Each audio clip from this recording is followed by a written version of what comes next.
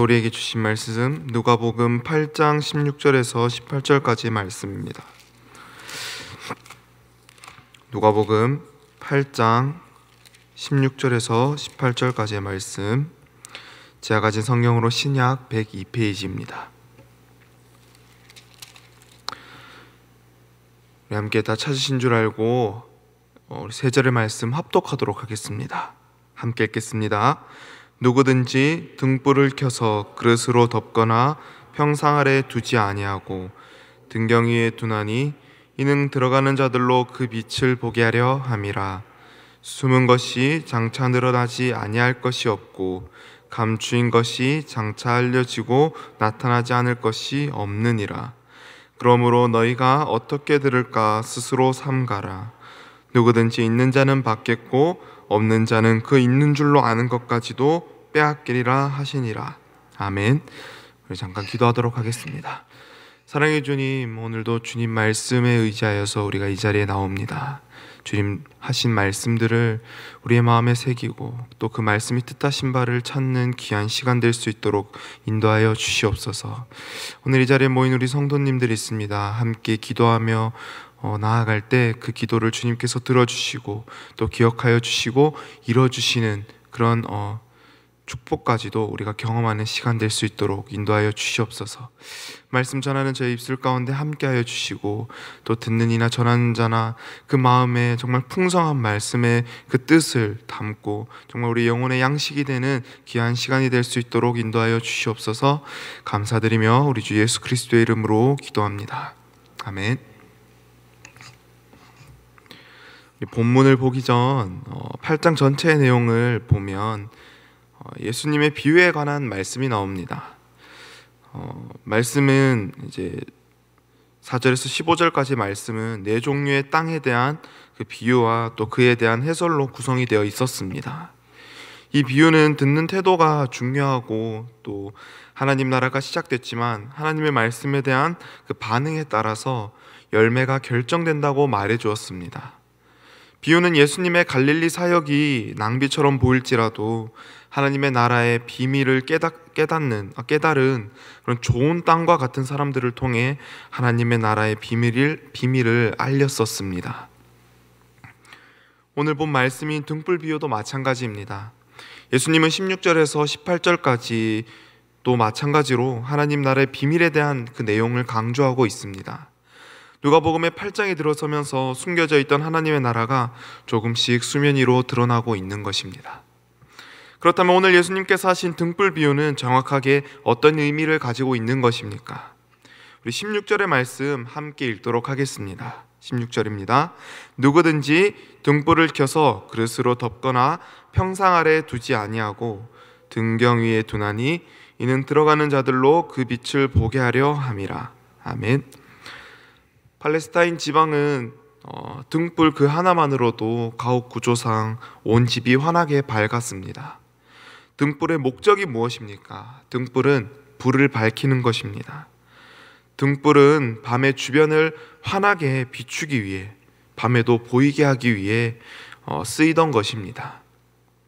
그래서 사람들은 등불을 켜서 그릇으로 덮거나 상 아래 두지 않습니다. 그것은 등불의 용도와 목적에 맞지 않는 것이기 때문입니다. 등불이 있어야 할 곳은 등잔 위입니다. 그곳에서 주변을 환하게 비추어야만 합니다.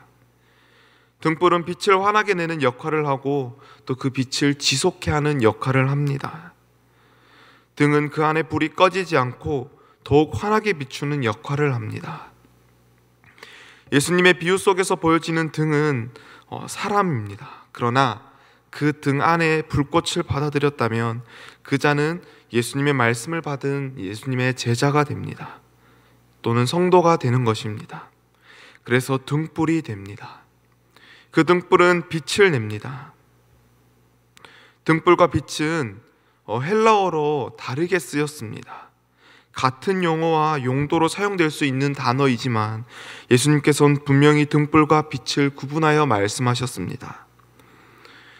성경에서 빛은 여러 가지 의미로 해석이 되지만 예수님 자체를 이야기하기도 하고 또는 말씀으로도 이야기하기도 합니다.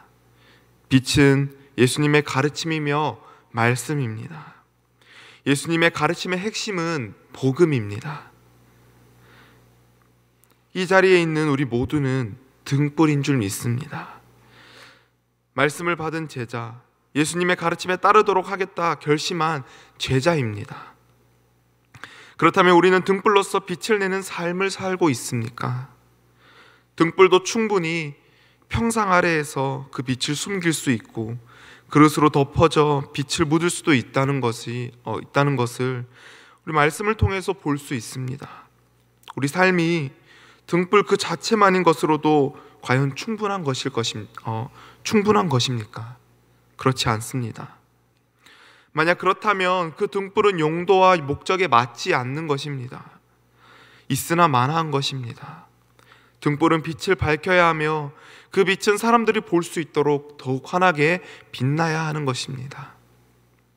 사람들이 집 안에 들어올 때 환하게 빛을 볼 수 있도록 해야 합니다. 등불의 역할은 그런 것입니다. 오늘 이 예배 함께 하시는 성도님들, 우리 모두가 등불인 줄 믿습니다.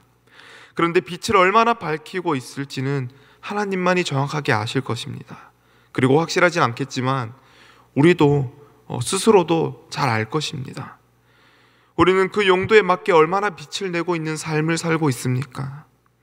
하나님의 말씀이 들은 우리를 통해서 얼마나 빛나고 있냐는 것입니다. 세상 사람들은 등불을 통해서 빛을 볼 수 있습니다. 우리를 통해서 하나님 나라를 볼 수 있습니다. 우리의 삶을 통해 예수님의 가르침과 복음이 어떤 것인지 알 수 있고 경험할 수 있습니다. 좀 더 등불다운 등불이 되어야 할 줄로 믿습니다. 좀 더 높은 곳에 빛을 밝히는 등불이 될 수 있어야 합니다. 우리 17절 말씀 함께 보겠습니다. 17절입니다.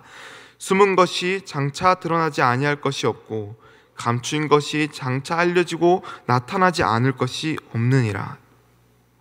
17절 말씀을 보면 개역개정 성경에는 없지만 원문에는 있는 단어가 있습니다. 그것은 왜냐하면이라는 단어입니다.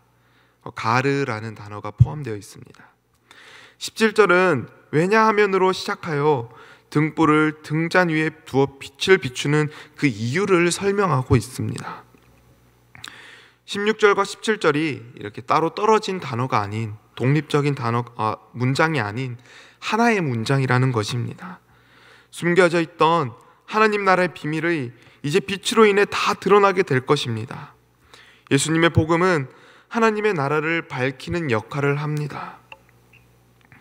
어두컴컴한 한 집에 등불을 밝히니 보이지 않던 책상이 보이고 또 보이지 않던 그런 가구들이 보이고 사람이 보이는 것처럼 예수님의 복음의 빛은 감춰져 있던 하나님 나라를 드러낼 것이기 때문입니다. 17절의 말씀은 빛으로 인해 가려질 것이 없고 감춰질 것이 없다고 말하고 있습니다. 숨은 것이 드러나지 않을 것이 없고 감춘 것이 다 나타날 것이라고 말씀하고 있습니다. 그런데 이 17절의 말씀이 참으로 신기한 게 있습니다. 우리 개인의 이 17절의 말씀이 이 빛이 우리 개인에게 대입하면 또 의미가 달라진다는 것입니다. 예수님의 빛이 나에게 들어오면 내가 숨긴 것이 다 드러나고 내가 감춘 것이 다 드러난다는 의미로도 다가옵니다. 이 17절의 말씀에서 숨은 것, 또 감추인 것, 이 두 단어는 수동적인 느낌으로 쓰여 있습니다. 쉽게 이야기해서 숨은 것은 누군가에 의해 숨겨진 것, 또 감추인 것은 말 그대로 누군가에 의해 감춰진 것이라는 그런 의미로도 이렇게 쓰였다는 것입니다. 마치 내가 숨겼고 내가 감춘 것이 있는데 그것이 예수님의 그 빛이 비춰지는 순간 진실이 드러나기도 한다는 것을 의미하기도 합니다. 이것은 너나 할 것 없이 모두가 마찬가지입니다.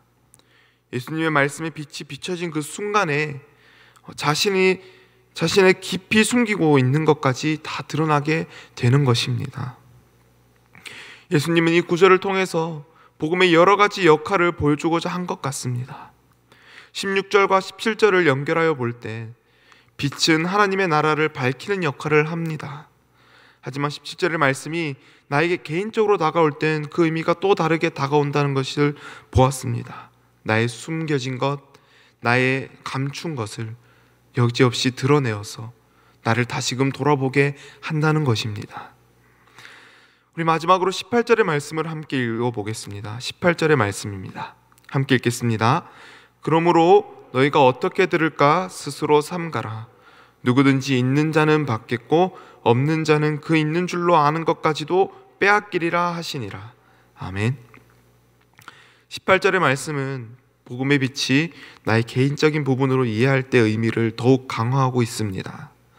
성도가 과연 어떤 태도로 하나님의 말씀을 듣고 있는지는 일시적으로 드러나지 않을지 모릅니다. 그러나 언젠가는 그것이 밝히 폭로될 것입니다. 하나님의 말씀을 순종하는 자세로 듣는 자는 하나님의 뜻에 합당한 삶으로 표출될 수밖에 없는 것입니다. 그리하여 말씀을 귀하게 받아들이고 그 빛을 밝히는 것에 힘쓰는 등불은 더욱 기름을 채움받을 것입니다. 더욱 밝은 빛을 낼 수 있는 등불이 될 것입니다. 그러나 빛을 내지 못하는 등불은 그 있는 불마저 빼앗길 것입니다. 가지고 있는 그 기름마저도 빼앗겨 더욱 빛을 낼 수 없게 될 것입니다. 말씀이라는 것은 보이진 않지만 하나의 실체입니다.